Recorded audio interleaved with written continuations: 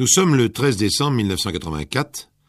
Dans son bureau du quai des Orfèvres, le commissaire Bouvier, l'un des policiers les plus en vue à l'époque, considère avec un certain scepticisme la personne qu'il a en face de lui. Voyons, monsieur, résumons-nous. Vous vous appelez Théodore Rouanet, vous venez me faire part de la disparition de votre sœur Caroline, qui a 31 ans, qui est mariée et qui s'appelle...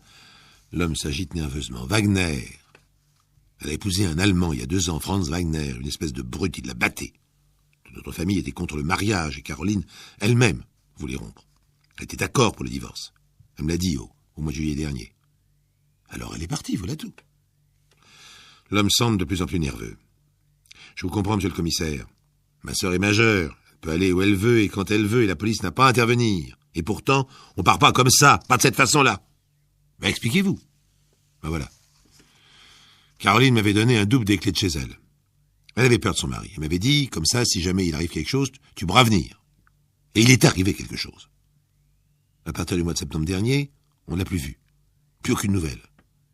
J'ai attendu 2 mois. Et puis, au début décembre, j'ai été dans son appartement rue d'Aligre. Tout était en désordre. Dans la salle à manger, il y avait une planche à repasser avec une chemise dessus et le fer à côté débranché.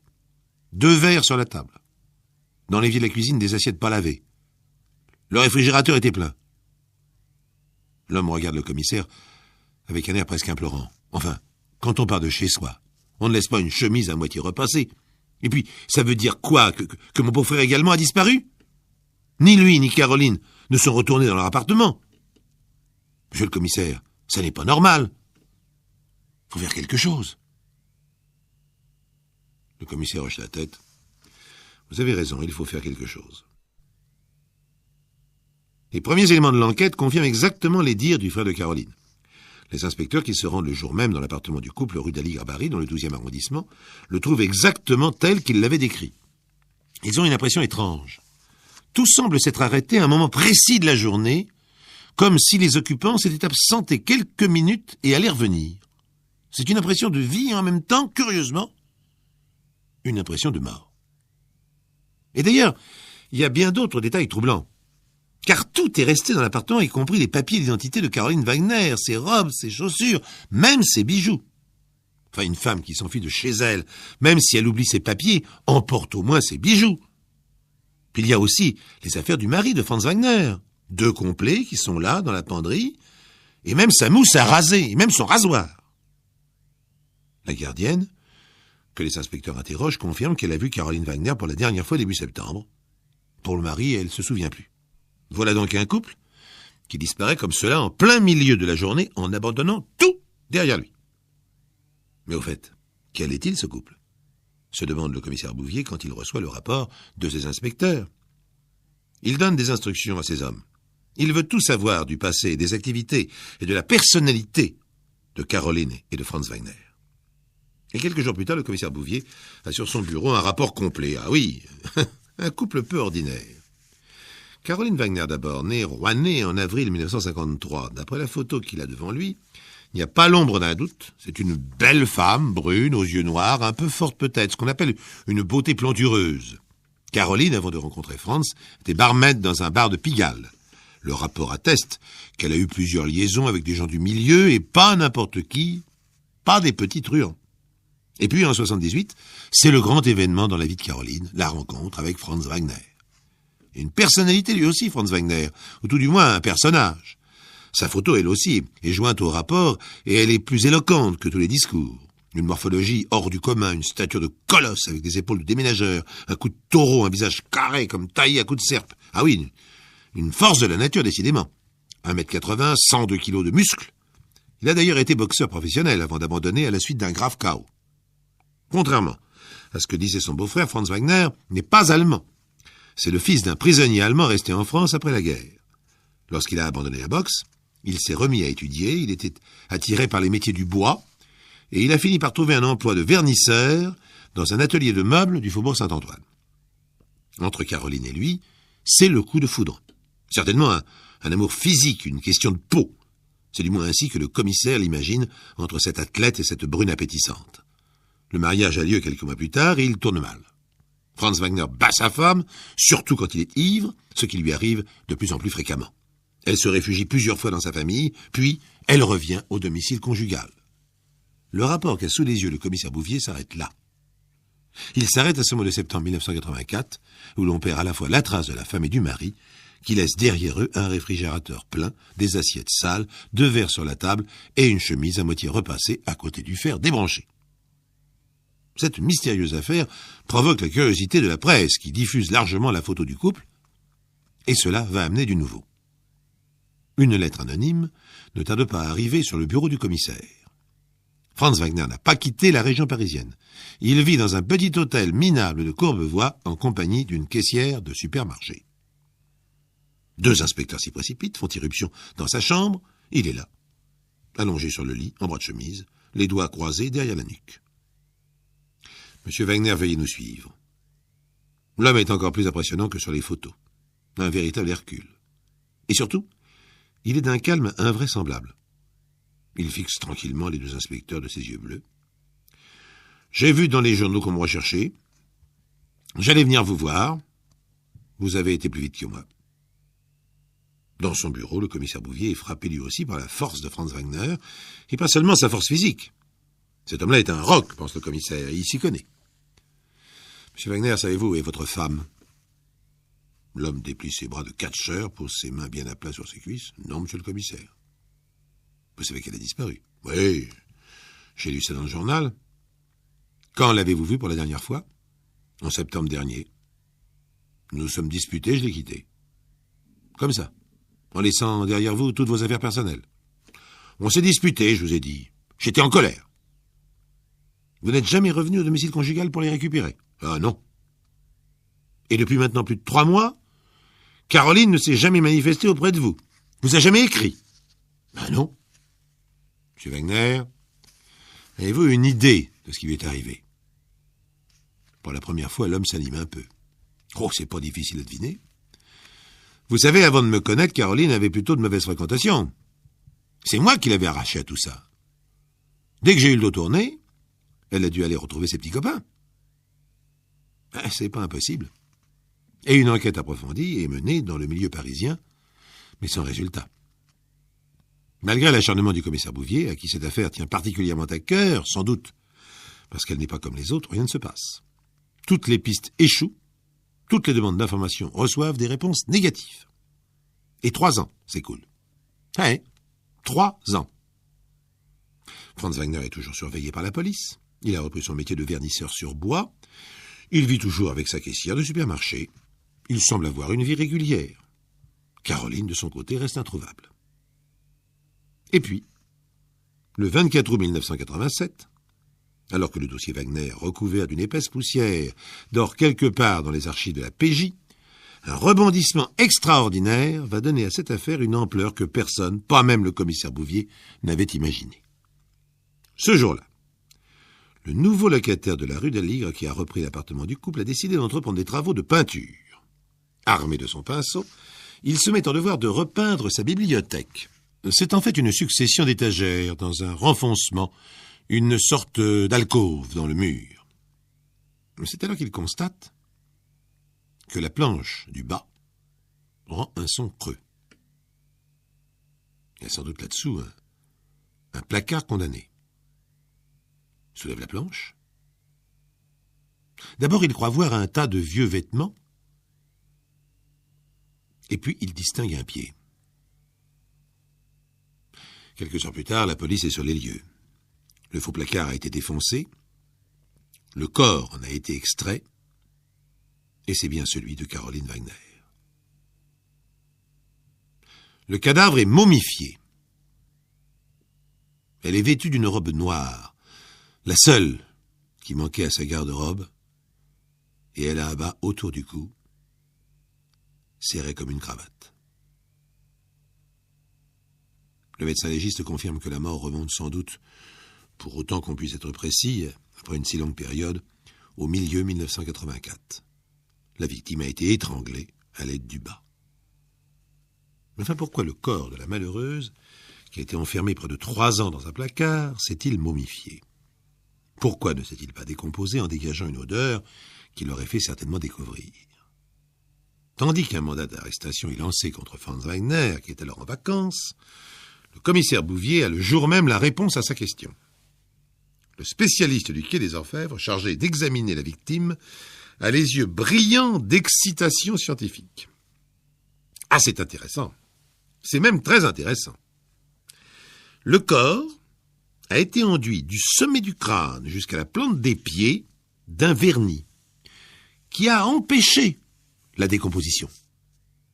J'en suis pas certain, mais je penche pour du vernis à bois. Arrêté, Franz Wagner n'a pas pu, malgré son flegme, nier longtemps devant cet indice accablant. C'était un vernisseur sur bois qui avait fait le coup. Pas un des truands que connaissait autrefois Caroline. Et comme il était vernisseur sur bois. Il a été condamné peu après à 15 ans de prison, mais sa destinée est sans intérêt comparée à celle de sa victime. Quoi de plus déroutant, en effet, que le sort de Caroline Wagner, étranglée après une banale scène de ménage qui a mal tourné, statufiée par son meurtrier, la dépouille de cette serveuse d'un bar de Pigalle va traverser les siècles, peut-être les millénaires, comme Néfertiti et les pharaons de l'ancienne Égypte.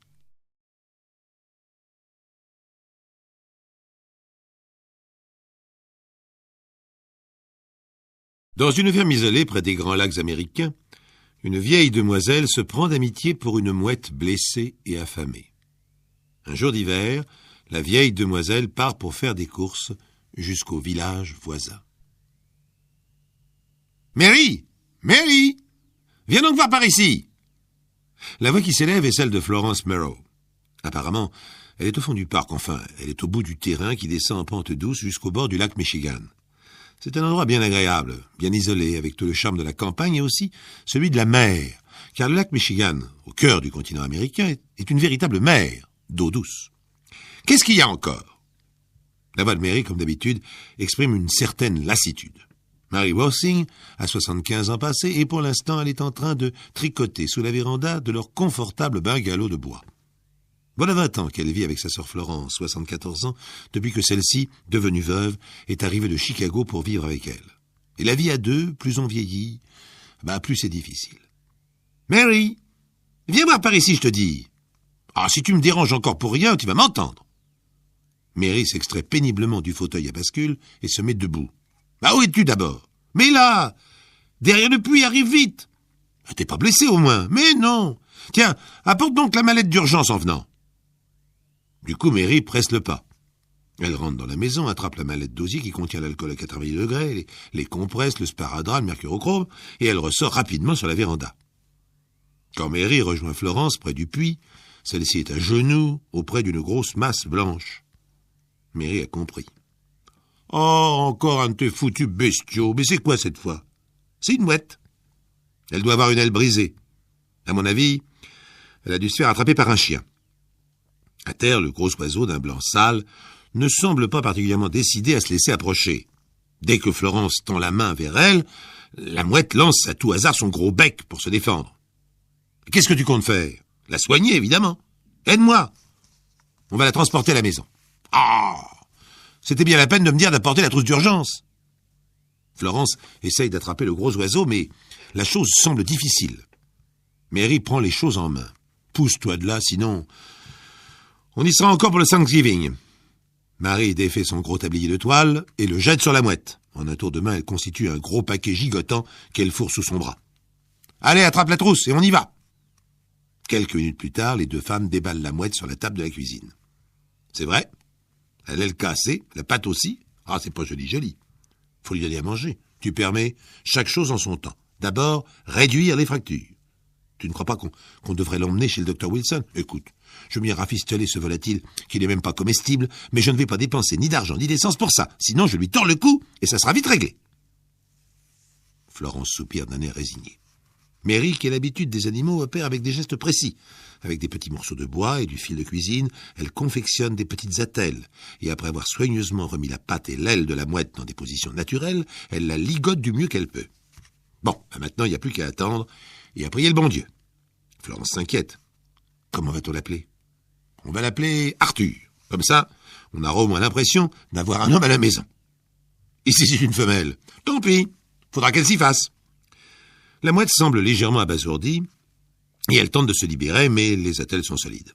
Florence s'approche avec un reste de hachis. Tu crois que je peux lui en donner? Faute de caviar, il faudra qu'elle soit contente. Le lendemain, Arthur, affamé, se laisse tenter par le hachis. Il se laisse d'ailleurs tenter par tout ce qui est comestible dans la maison.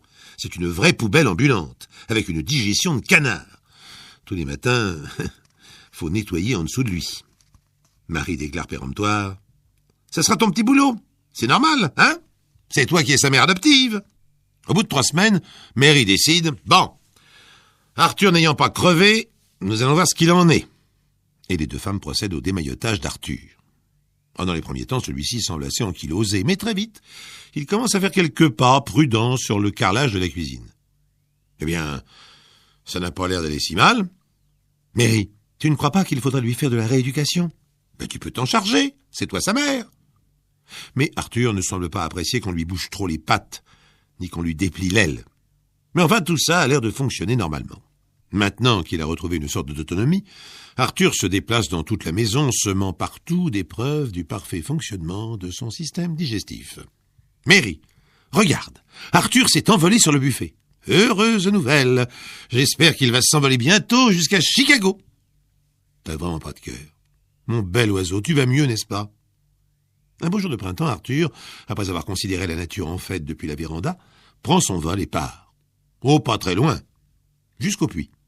Florence le suit en courant du mieux qu'elle peut, mais la mouette semble prendre un malin plaisir à éviter qu'on la saisisse. Puis elle s'élance et va se poser sur les eaux toutes proches du lac Michigan. Florence rentre à la maison toute mélancolique. Je suis heureuse qu'Arthur se soit enfin envolé.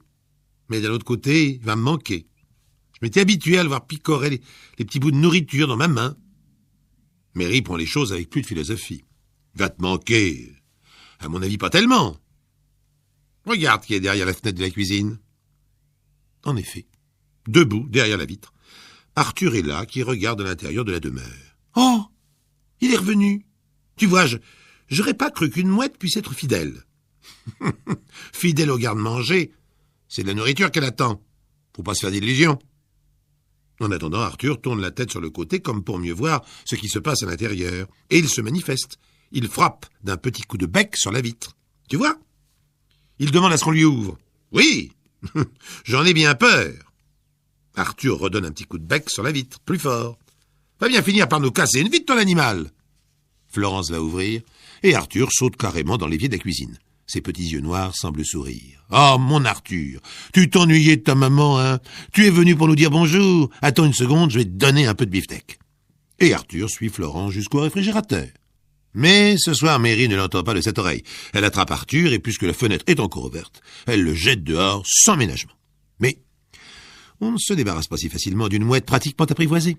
Désormais, tous les jours, qu'il pleuve ou qu'il vente, Arthur, 2 fois par jour, aux heures des repas, vient frapper à la fenêtre. Mais à présent, il ne frappe plus à la fenêtre de la cuisine. Il a compris que Mary tient plus souvent un balai qu'un steak à la main. Arthur vient donc frapper tous les jours à la fenêtre de la chambre de Florence. Et celle-ci, qui a mis de côté quelques gourmandises, lui distribue gentiment des morceaux de choix. Les saisons passent. L'automne enflamme les frondaisons. Arthur est toujours là. L'hiver arrive, avec les tempêtes de neige, les routes encombrées de congères. Arthur est toujours fidèle au poste. « Mary, je n'ai plus une seule goutte d'alcool de menthe. Eh bien, on verra ça samedi en faisant les courses. Mais tu sais bien que j'en prends tous les soirs sur un sucre, c'est la seule chose qui me fasse digérer et dormir bien. Mais pour une fois, tu boiras un coup de whisky jusqu'à samedi. Oh non, non. Je vais jusqu'au village. J'irai d'un coup de bicyclette. Enfin, tu vas pas faire 2 maïs pour de l'alcool de menthe. Mais ce n'est rien, j'en ai pour 1 heure. Je vais m'arrêter chez Vivienne, elle doit me donner 2 pots de confiture de coin. C'est la meilleure que je connaisse. Bon, comme tu veux. Mais couvre-toi bien et rentre avant la nuit. N'aie pas peur.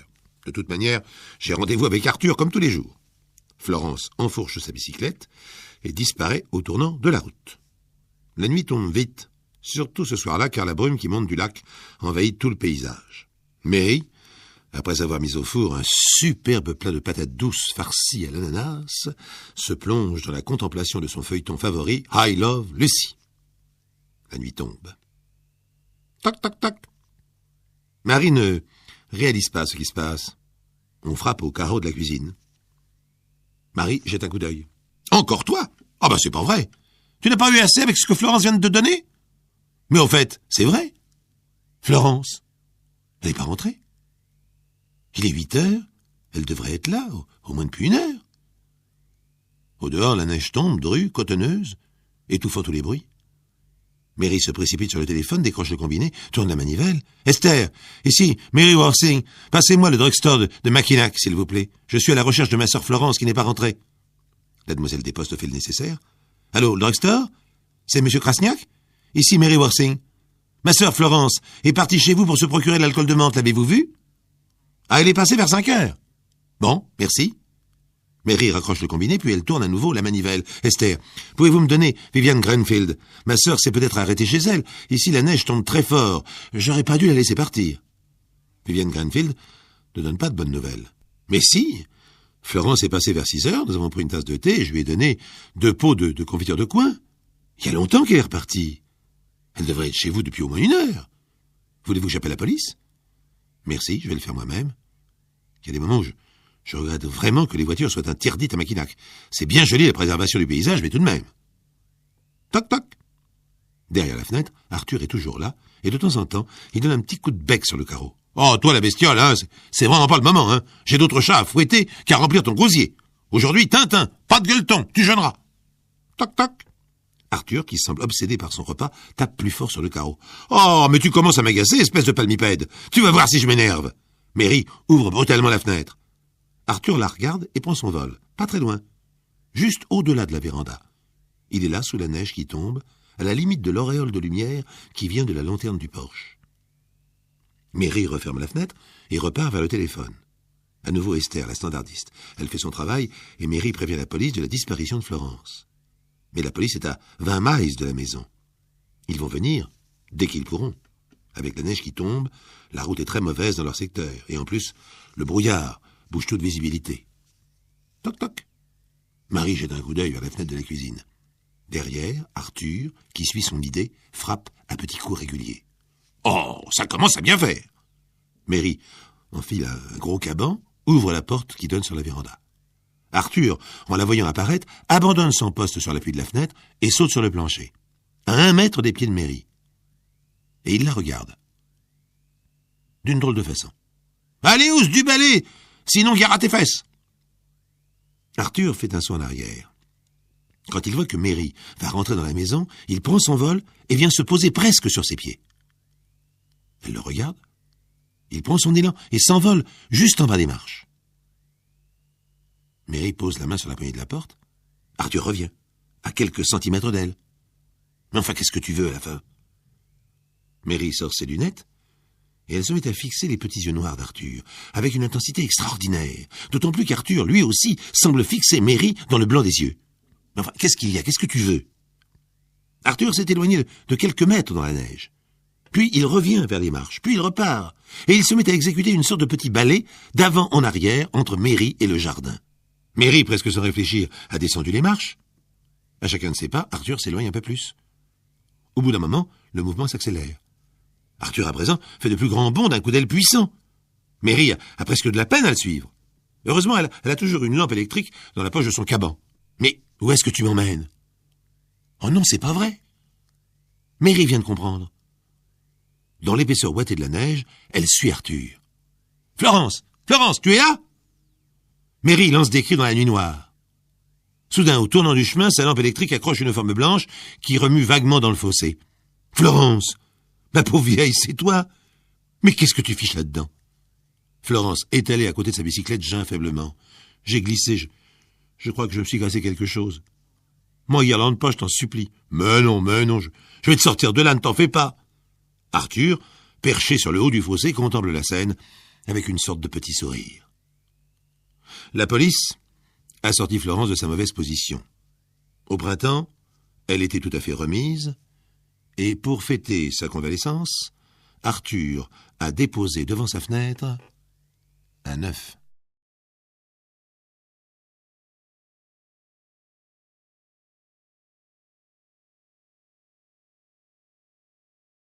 Qu'ils sont mignons, les petits Alain et Didier Gauthier. Ils ont 5 ans et dans tout le quartier, une banlieue ouvrière de Marseille, ils font l'admiration des voisins. Certes, Il y a bien d'autres petits garçons charmants, mais les petits Gauthier, eux, sont pas comme les autres.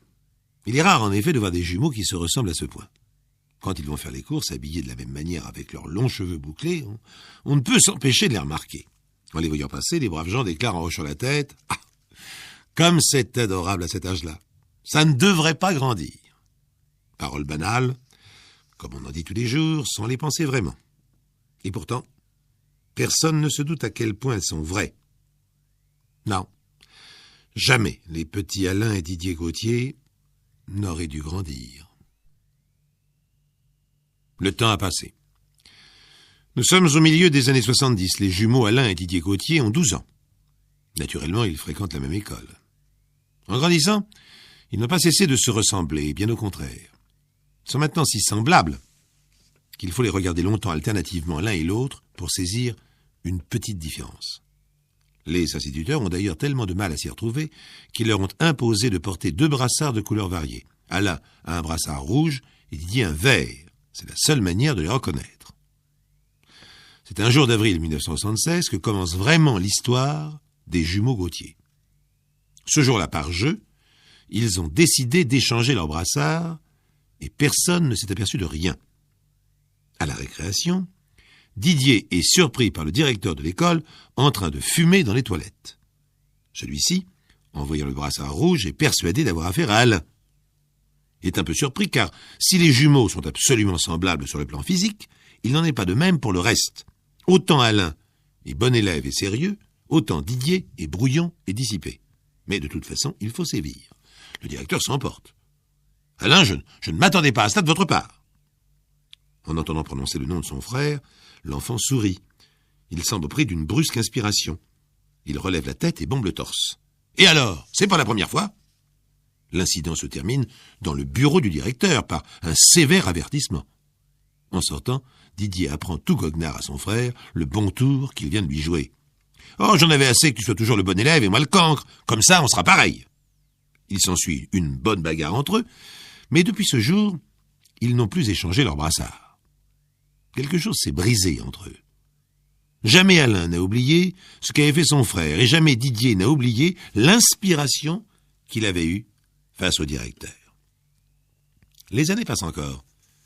1984, Alain et Didier Gauthier ont 22 ans. Ils ont terminé depuis longtemps leurs études. S'ils se ressemblent toujours autant physiquement, ils n'ont cessé de s'éloigner l'un de l'autre par leur comportement. Alain s'est marié très jeune, à 18 ans, sans doute pour couper les ponts avec son frère.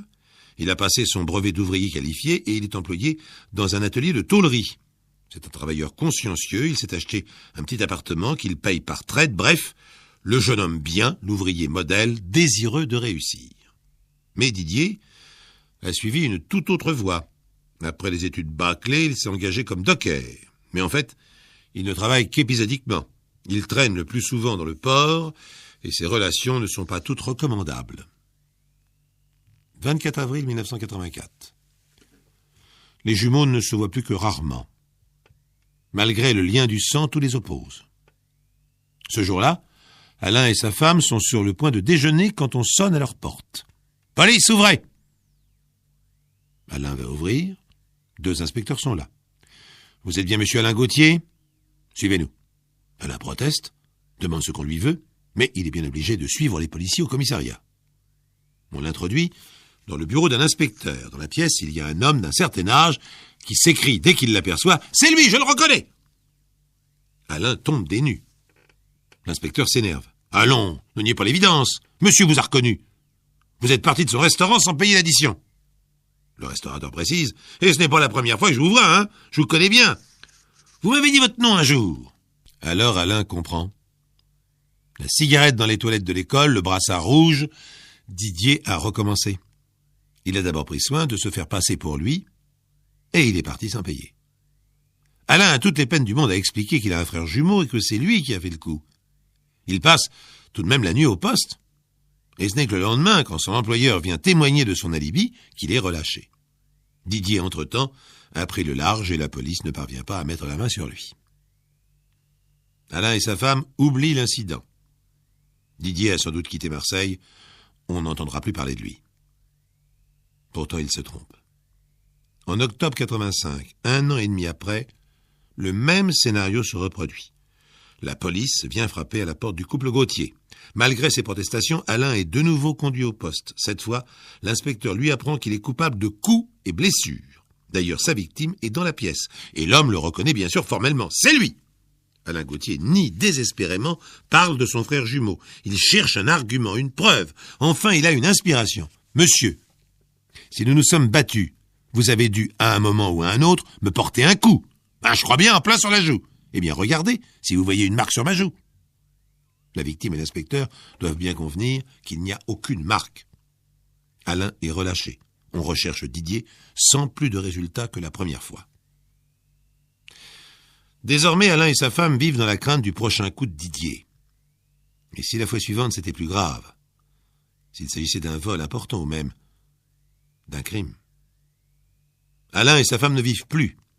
Ils s'attendent à tout instant à entendre à leur porte des coups de sonnette impératifs accompagnés de police ouvrée.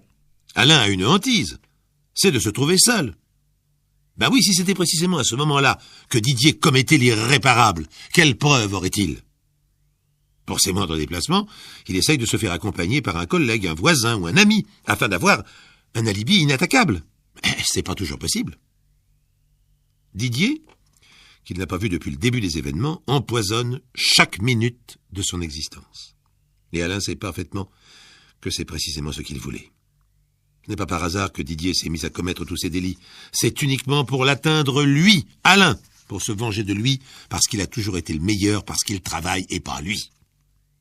D'ailleurs, dans son travail, Alain est de plus en plus acharné et consciencieux. Il semble qu'il veuille racheter par sa conduite exemplaire la déchéance de son jumeau. À moins que ce ne soit pour tenter de marquer de cette manière la différence qui les oppose, s'éloigner à tout jamais de lui. 16 octobre 1986. Il est 7 heures du soir, Alain et sa femme vont se mettre à table. Soudain, on sonne à la porte plusieurs coups. Ils sursautent. Qui cela peut-il être? Ils n'attendent personne. C'est tout de même pas la police. Alain va ouvrir, pousse un cri. Non, c'est pas la police. C'est lui. C'est Didier. Il parle d'une voix goguenarde, mais un peu traînante. Il est visible qu'il a bu. « Salut, frangin !»« Ça fait longtemps qu'on s'était pas vu, pas vrai? Je peux entrer ?» Devant Alain et sa femme, qui ne sont pas encore revenus de leur surprise, il s'installe dans un fauteuil, comme s'il était chez lui. Il allume une cigarette. « Faites pas cette tête-là! Je suis venu vous faire une proposition. Proposition honnête, hein?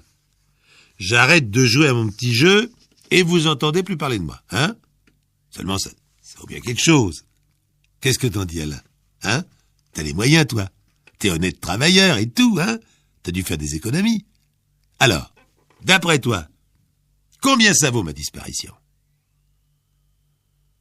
Alain ne répond pas. Tête baissée, il se jette sur son frère.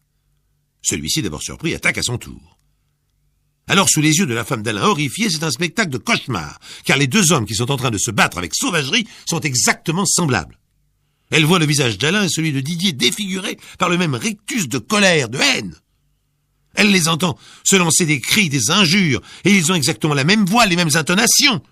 Ils roulent sur le tapis dans un corps à corps furieux. Oui, elle a l'impression que c'est la même personne, une sorte d'être monstrueux à deux têtes, qui est en train de se détruire lui-même avec frénésie dans un suicide hallucinant.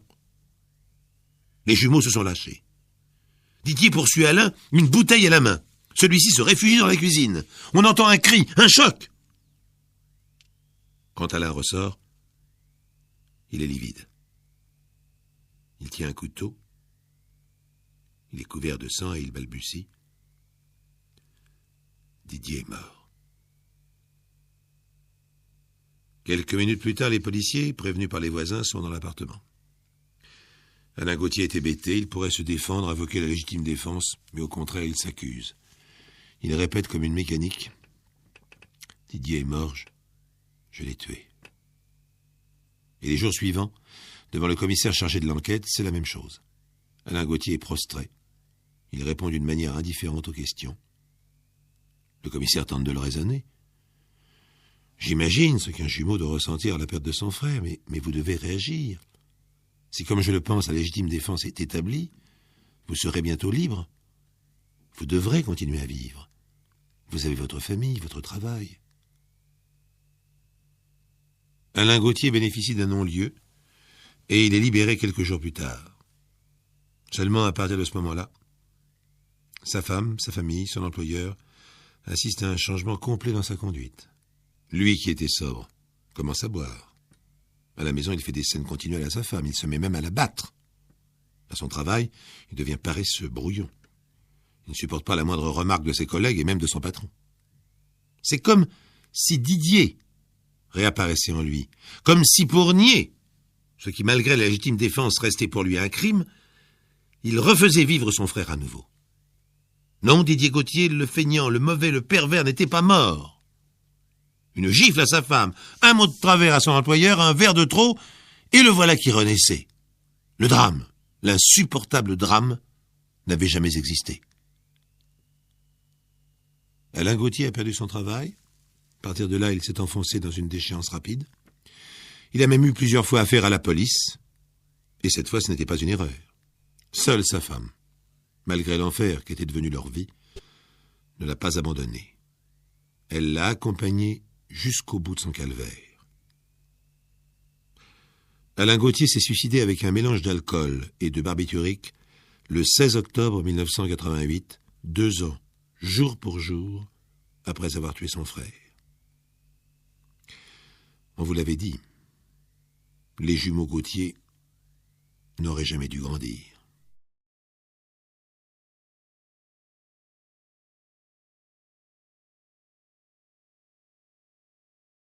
L'instant de Sam. L'instant crucial, où peut-être il a appelé « Samy, attends-moi! Attends-moi, Samy !» Cet instant-là s'est peut-être perdu dans le bruit du métro de New York. Sam Melia fait un métier qui relie les hommes aux hommes. Il pose des câbles téléphoniques souterrains. Oh, il n'a pas inventé le téléphone, il n'a pas inventé les câbles. Lorsqu'il a passé son test d'engagement dans la société privée qu'il emploie à New York, son QI était en dessous du minimum syndical. On lui a confié la tâche hautement intellectuelle de descendre sous la terre, de creuser et d'avancer ainsi en tirant son câble téléphonique que d'autres ouvriers allaient connecter, dont d'autres hommes allaient se servir. Sam Melia avait déjà un père mineur de fond quelque part dans un autre État. Melia est la contraction de Melia Kapitch, un nom d'origine slave, complètement incompréhensible pour les services de l'immigration des années 30. Son grand-père avait l'habitude de dire « Ils ont haussé les épaules et ils nous ont appelés Melia ». Sam est américain maintenant depuis 3 générations. La mine de Pennsylvanie n'est plus rentable, la dernière génération a émigré vers les villes et Sam s'est retrouvé à Brooklyn. Son histoire n'aurait jamais franchi la surface de la Terre sans son copain souterrain, travailleur de l'ombre et poseur de câbles comme lui, Marvin. Marvin, noir américain, copain de Sam. Il leur arrive de travailler en équipe, mais la plupart du temps, chacun est dans son trou à tirer son câble, à creuser tout seul, en pensant à quoi. Marvin le dit très bien. Sortir le plus vite possible, ça pue là-dedans. On longe la voie du métro la plupart du temps, ça fait un bruit d'enfer. Marvin et Sam, lorsqu'ils sont ensemble, prennent leur casse-croûte ensemble. Mais sur ce dernier chantier, justement, dans une partie du métro, ils étaient séparés, chacun d'un côté de la voie. Marvin creusant sur un axe nord-sud et Sam à l'ouest. Pour qui n'a pas le plan du métro de New York, c'est compliqué, mais peu importe au fond. Le principal est que Sam était seul dans son tunnel, seul à prendre son casse-croûte. Et un soir, en quittant le chantier, abruti de fatigue, assourdi de bruit, il raconte à Marvin, en sirotant une bière dans le bistrot où il se retrouve régulièrement, une drôle d'histoire. « J'ai rencontré un rat. »« Ben tu l'as buté, j'espère. »« Pourquoi ?»« Ben c'est dégueulasse, un rat. Moi, quand j'en trouve un, je lui fais la peau. » Ça me rigole. Marvin veut toujours faire la peau à tout ce qui se trouve sous terre. Il est terrorisé par les bestioles, les cafards, les serpents.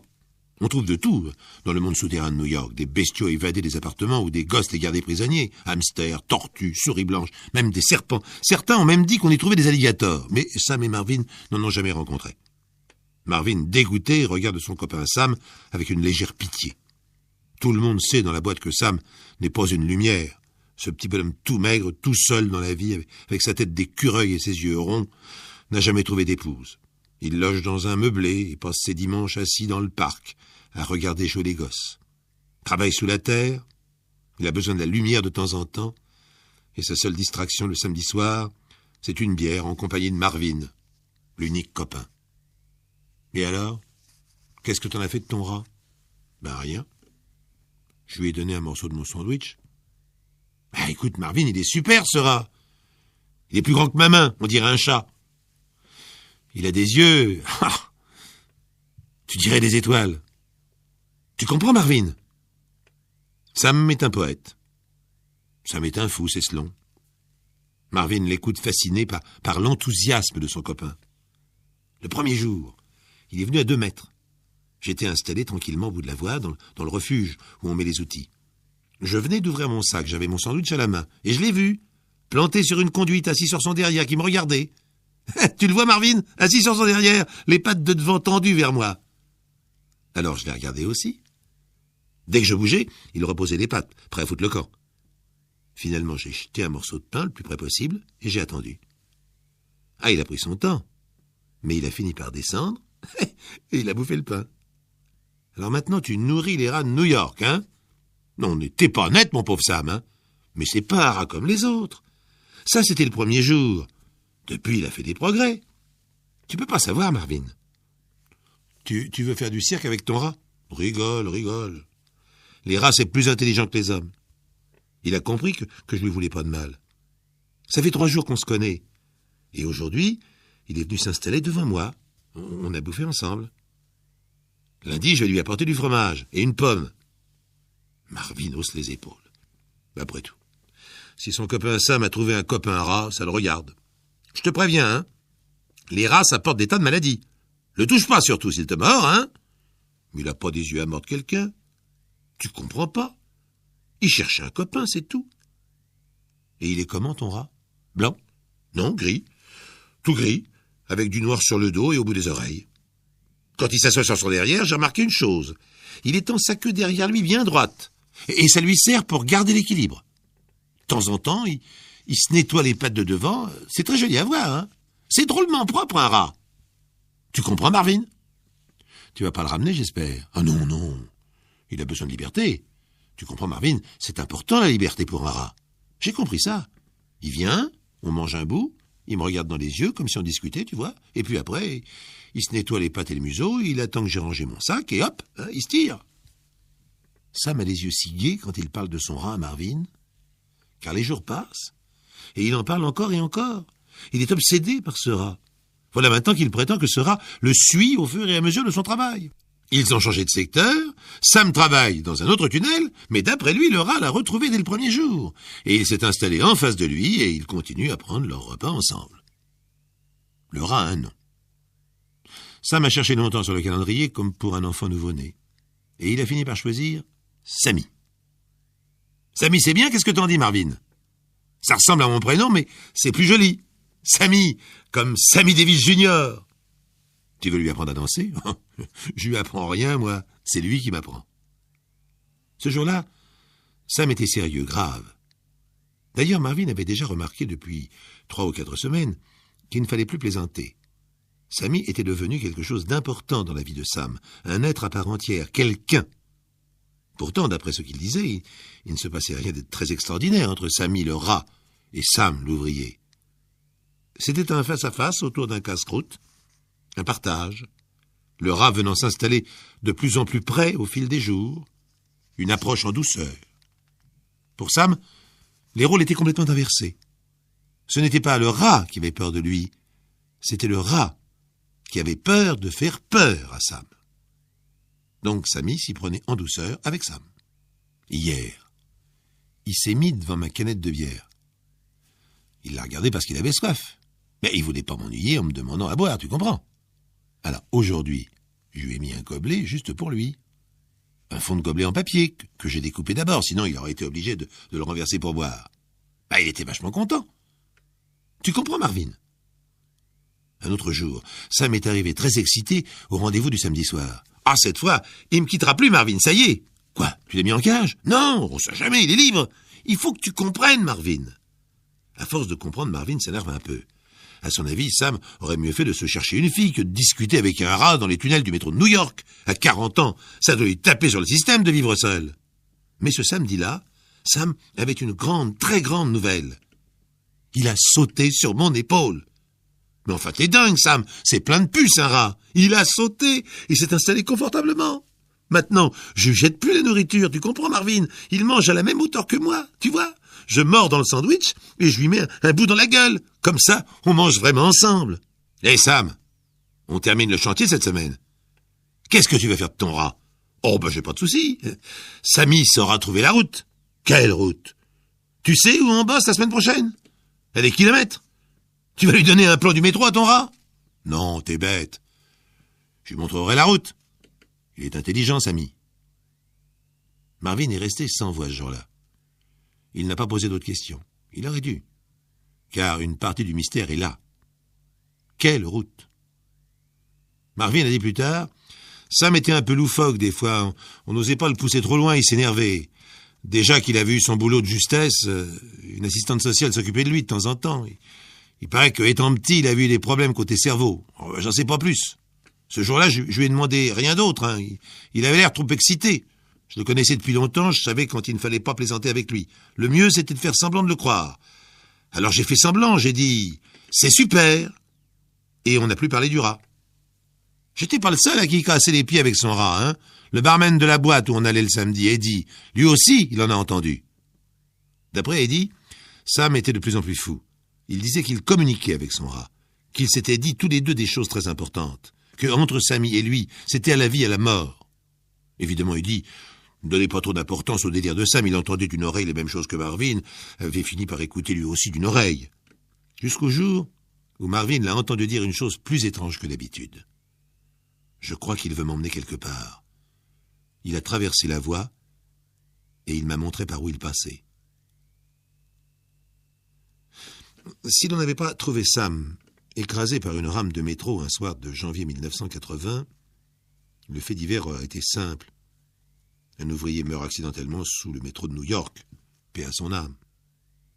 Seulement l'ouvrier en question n'était pas le seul mort. L'ouvrier en question s'était fait écraser en même temps qu'un rat de bonne taille. Et un témoin a pu décrire la scène. Je faisais partie de son équipe. J'étais là pour réparer le transformateur. Le type est arrivé sur le quai par une issue réservée aux travaux d'entretien. Il était sur la partie du quai la plus étroite, loin de la station. Il n'y a que les ouvriers qui ont le droit de passer là. C'est dangereux. Moi, j'étais de l'autre côté. J'ai vu sa lampe et je l'ai entendu crier quelque chose. J'ai cru qu'il me parlait. Alors j'ai crié à mon tour « Qu'est-ce que tu veux ?» À ce moment-là, le bruit de la rame de métro qui arrivait a couvert ma voix et j'ai attendu. Je me suis dit que le type allait faire comme moi et qu'on allait se reparler après le passage de la rame. Je le regardais de loin. En fait, ça s'est passé tellement vite que j'ai eu du mal à réaliser. Le type a sauté sur la voie exactement au moment où la rame arrivait à sa hauteur. Il a sauté délibérément, tranquillement, comme on le fait entre deux passages pour traverser au plus court. Pendant une seconde, je l'ai vu regarder devant lui comme s'il n'entendait pas la rame arriver. Il fixait les rails. Je me suis dit, qu'est-ce qu'il cherche? J'ai hurlé encore une fois. Trop tard. Ce que je comprends pas, c'est le rat. Est-ce qu'il courait après ce rat? J'ai pas vu le rat sauter. C'est trop sombre. Mais il a dû sauter. Il a dû sauter avant le type, ou alors ils ont sauté ensemble. Ou alors le type a eu peur du rat. En tout cas, quand on a soulevé le corps, le rat était en dessous. C'est la faute du rat. J'y comprends rien. Il n'a pas dû voir la rame, il était sourd. C'est un mystère, ce rat. Marvin et Jerry, les deux copains de Sam, avaient un petit bout de la clé du mystère. Pour eux, Sam a suivi dans sa folie le chemin que lui montrait son rat. Le suicide. Il était devenu vraiment dingue, à enfermer. Au début, c'était lui qui montrait le chemin à son rat, comme il disait. Les derniers jours, parce qu'on allait quitter le chantier, c'est le rat qui lui montrait le chemin. Mais la veille de son suicide, Sam avait dit à Marvin, « J'ai perdu Sammy. Il a compris que j'allais m'en aller. Il faut que je retrouve Sammy. Tu comprends, Marvin ?» Pour ne pas quitter Sammy, le seul véritable ami qu'il ait eu dans la vie, Sam s'est-il suicidé? À l'instant où il a sauté, avait-il Samy dans les bras? A-t-il aperçu Samy qui s'enfuyait? Samy lui a-t-il montré le chemin? Tu comprends, Marvin? Entre Samy et moi, c'est à la vie et à la mort, tu comprends? Mais qui a vraiment compris le pauvre Sam? Samy? Laura?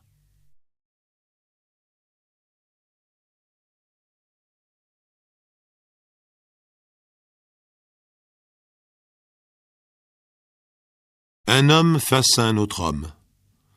Entre eux, une carabine de chasse. L'un a le doigt sur la détente, l'autre est en face du canon. C'est l'instant le plus dangereux qui soit, lorsque celui qui a le doigt sur la détente est dans une colère noire. Chilio, petit village d'Italie, automne en douceur, l'été torride vient de s'achever, le soleil déclinant adoucit les mœurs, l'eau de la fontaine municipale est fraîche, si fraîche que Teresa y a trempé ses cheveux. Jolie Teresa, la trentaine, le buste avantageux, la jambe alerte, une femme de paysan comme les paysans du coin aimerait en voir davantage. Mais Teresa appartient à Giuseppe, dort avec Giuseppe, a fait des enfants à Giuseppe, et lorsqu'elle traverse le village, elle sourit tranquillement aux hommes, l'air de dire « Mettez vos yeux dans votre poche, je ne suis pas pour vous ».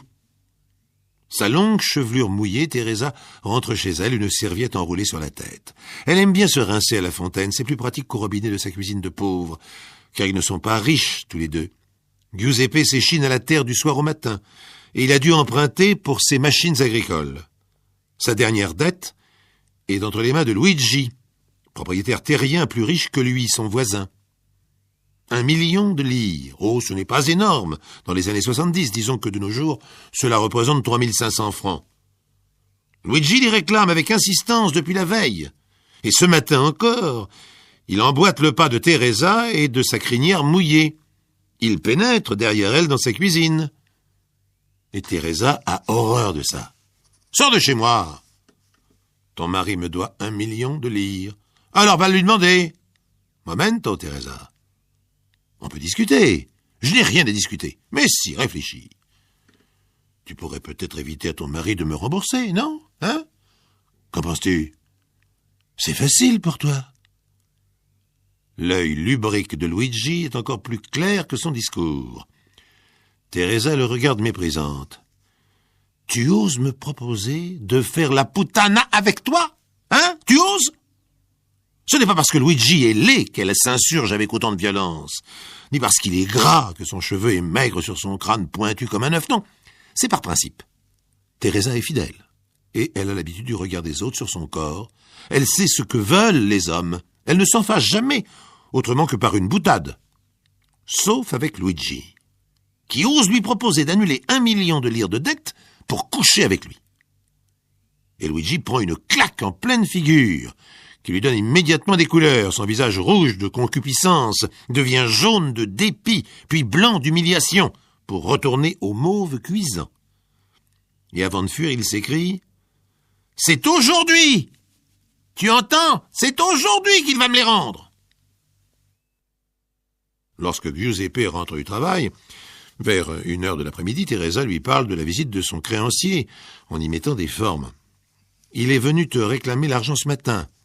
Et il le veut aujourd'hui. » Elle ne dit pas, bien sûr, qu'il lui a fait des avances, ni qu'elle lui a claqué la figure. Elle connaît trop bien les colères de Giuseppe. Elle se contente de dire « Je l'ai mis à la porte. » « Il t'a mal parlé ? » ?»« Non, non. »« Teresa ne me ment pas.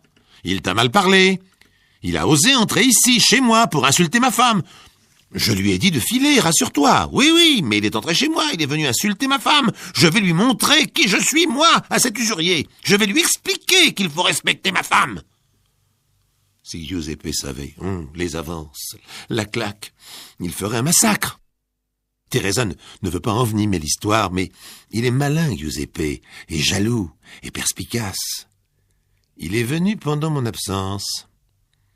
Je sais ce qu'il cherche, ce gros lard, il te veut. Giuseppe, non, je t'assure. Ne me raconte pas d'histoire. Si c'est l'argent qu'il voulait, il avait qu'à venir maintenant me le demander à moi. Non, mais il me prend pour qui, hein?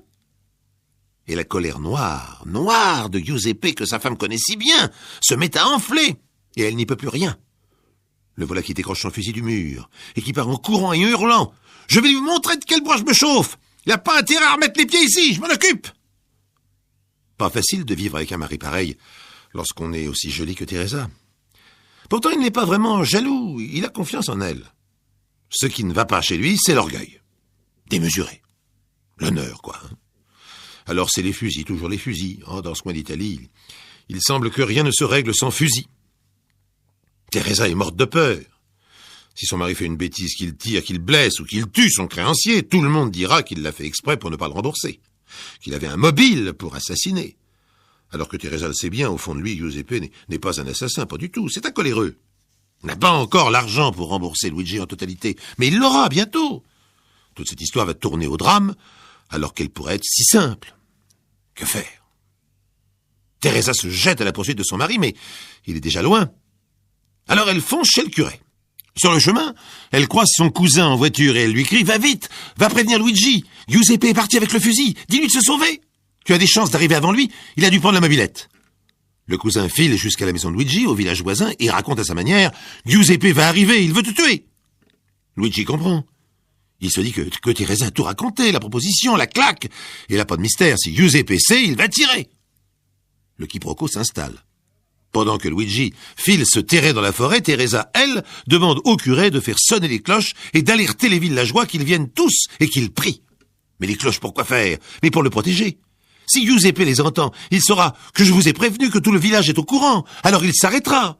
Non, j'ai peur, c'est vrai, j'ai peur. C'est si vite parti à coup de fusil. Et les cloches de l'église sonnent à toute volée, la grosse et la petite dans le vent de l'automne. Et les gens accourent, apprennent la nouvelle, et les femmes prient, et les hommes discutent. Évidemment, Teresa ne raconte pas aux villageois la vraie vérité, elle ne veut pas que Giuseppe l'apprenne, car s'il ne tue pas Luigi cette fois-ci, il le tuera forcément après. Le quiproquo continue, et les cloches sonnent. Mais le vent d'automne n'est pas dans le bon sens, et sur sa mobilette, Giuseppe n'entend rien, aucun signe de Dieu et des hommes pour l'arrêter. Pour arriver plus vite chez Luigi, il a pris le sentier forestier et non la route. C'est pour cela qu'il n'a pas croisé le cousin. Et c'est pour cela qu'il tombe directement sur son ennemi en train de filer comme un lièvre dans les sous-bois. Le face-à-face est inévitable. Giuseppe lâche sa mobilette, arrache le fusil de la sacoche, arme, et se met en chasse, à la course, en hurlant « Arrête-toi, espèce de lâche! Viens me le dire en face, hein!